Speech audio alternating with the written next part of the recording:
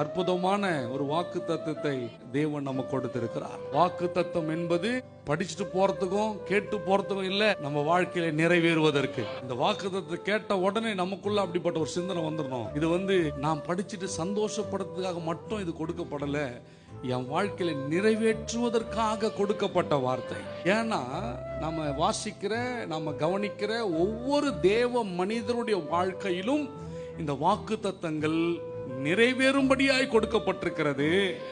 அதை பெற்றுக்கொண்டவர்கள், அதை விரும்பியவர்கள், அதை விசுவாசித்தவர்கள், அவருடைய வாழ்க்கையிலே அவைகள் நிறைவேறியது. ஒரு சில வாழ்க்கையிலே நிறைவேறல.